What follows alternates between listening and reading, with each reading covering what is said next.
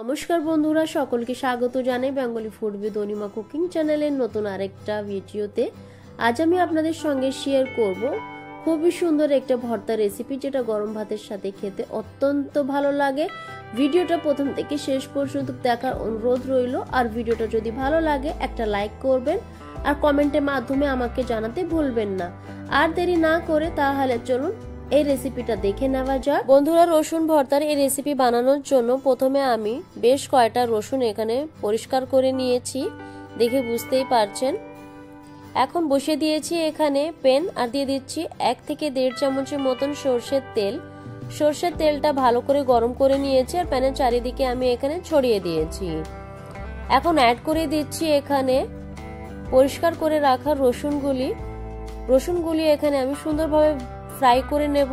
গ্যাসের ফ্লেমটা অবশ্যই এখানে লো রাখতে হবে। 7 থেকে 8 মিনিটের মতন রসুনগুলো আমাদের এখানে ফ্রাই করে নিতে হবে, যতক্ষণ না রসুনগুলো সফট হয়ে যাচ্ছে আর রসুনের কালারটা চেঞ্জ হয়ে যাচ্ছে। রসুনগুলো এখানে ভাজা হয়ে গেছে। এখন আমি রসুনগুলো একটা প্লেটে তুলে নিচ্ছি। বন্ধুরা, আমি মাঝে মাঝে বেশ কয়টা ভর্তা রেসিপি বাড়িতে ট্রাই করে থাকি। ধনেপাতা ভর্তা বলুন, বেগুন ভর্তা বলুন, চিংড়ি ভর্তা বলুন। এই ভর্তাটা রিসেন্টলি আমি ট্রাই করেছিলাম, তাই আপনাদের সঙ্গেও শেয়ার করলাম। দিয়ে দিচ্ছি এখানে আরেকটু সরষের তেল। এখন 3-4টে শুকনো লঙ্কা এখানে ফ্রাই করে নিচ্ছি। শুকনো লঙ্কা ফ্রাই করার সময় অবশ্যই গ্যাসের ফ্লেমটা হাই রেখে শুকনো লঙ্কাগুলো ফ্রাই করে নিতে হবে। এখন আরেকটু সরষের তেল অ্যাড করে দিয়ে দিচ্ছি 1/2 চামচের বেশি এখানে কালো জিরেটা একটু জাস্ট নাড়াচাড়া করে দিয়ে দিচ্ছি এখানে স্লাইস করে রাখা পেঁয়াজ। এখন পেঁয়াজগুলি এখানে আমাকে সুন্দর করে ফ্রাই করে নিতে হবে। গ্যাসের ফ্লেমটা একদম লো রেখে 6 থেকে 7 মিনিটের মতন পেঁয়াজগুলি আমি এখানে ফ্রাই করে নেব। বন্ধুরা, আপনারা আগে কখনো রসুন ভর্তা খেয়েছেন? আর যদি অবশ্যই খেয়ে থাকেন আমাকে একটা কমেন্টের মাধ্যমে জানাতে ভুলবেন না। আমি তো মাঝে মধ্যে রসুন ভর্তা না খেলেও ধনিয়া পাতা ভর্তাটা করে থাকি, ওটা আমার বেশ ভালো লাগে খেতে। দেখুন, এখানে পেঁয়াজও আমি ফ্রাই করে নিয়েছি। এখন একটা প্লেটে নামিয়ে ঠান্ডা করে নেব। বন্ধুরা, আপনারা আমার ভিডিওগুলি কোথা থেকে দেখছেন অবশ্যই আমাকে কমেন্টের মাধ্যমে জানাতে ভুলবেন না। আপনাদের কমেন্টগুলো পড়তে আমার খুব ভালো লাগে।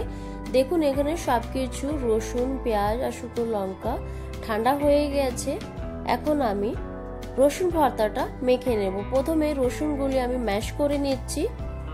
সুন্দরভাবে রসুন এখানে ফ্রাই করে নিয়েছি, তার জন্য দেখুন কি সুন্দরভাবে এখানে ম্যাশ হয়ে যাচ্ছে।